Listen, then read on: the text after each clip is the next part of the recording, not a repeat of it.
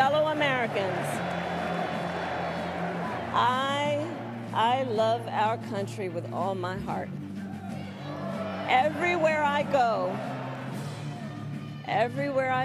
in everyone I meet, I see a nation that is ready to move forward.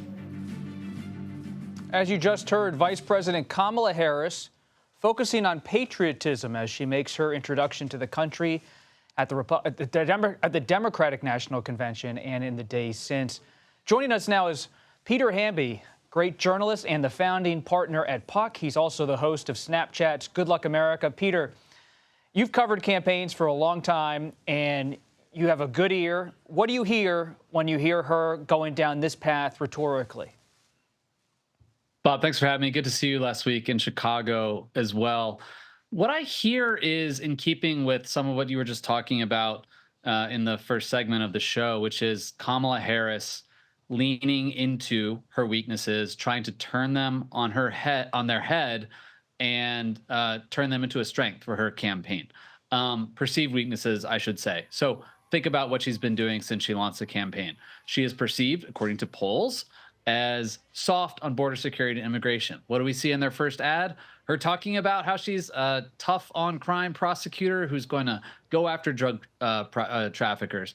There are perceptions in polls that she is too liberal. Republicans would call her a Bay Area socialist. So she completely disavows, co-sponsoring a Medicare for All bill in Congress and the Senate with Bernie Sanders. And with this messaging, I don't think anyone thinks that Kamala Harris isn't a patriot. But Democrats have always, suffered, at least in polling, against Republicans as being seen as the party that isn't as patriotic. They aren't the party that supports a strong national defense. Republicans are the party that traditionally wraps themselves in the American flag. They are the party of Ronald Reagan and his shining city on a hill. And I think what the Harris campaign is doing is just playing offense. They're playing to win. Whether it means flip-flopping on certain issues or just embracing this patriotism line, this country first messaging, which was literally John McCain's campaign message in 2008, the Vietnam War veteran.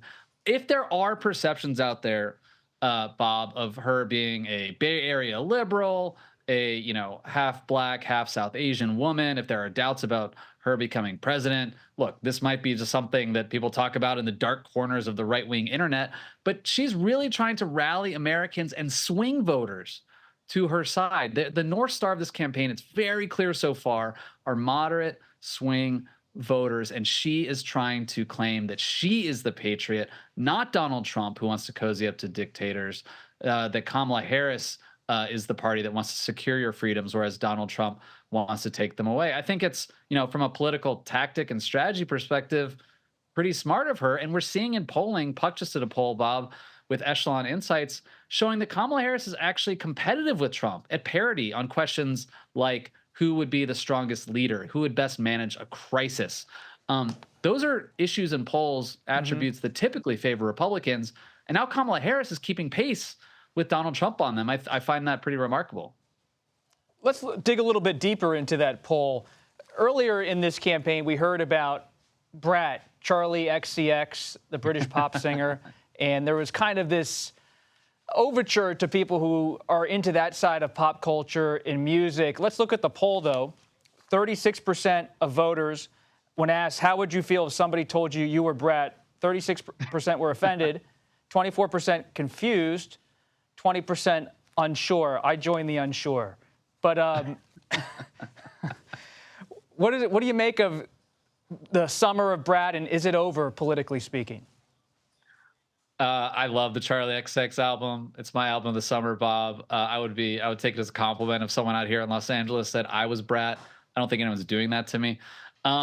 This poll question I thought was interesting because it gets to the sort of media narrative versus public opinion, the very online class of people, and maybe the normies out there. Perhaps those swing voters I just mentioned who live outside of Philadelphia and Bucks County, who might not know what Brat is. Look, I think very clearly, we've been talking about this for 6 weeks now, Kamala Harris has captured the attention of the internet and social media, and importantly, pivoted sentiment around the Democratic ticket in a positive direction compared to Joe Biden. But That's very, if you know what brat is, that means you might be spending a lot of time online, on TikTok. There's this whole saying in politics over the last 8 years that Twitter is not real life. Most Americans aren't even on Twitter. Fewer than that are posting on Twitter. Turns out TikTok's not real life either. We also asked if people were familiar with any memes about the election.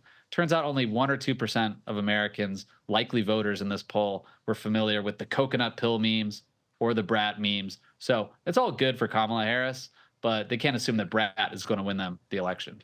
And quickly, Peter, I have to ask you, Puck is known for not only covering politics, but covering the media.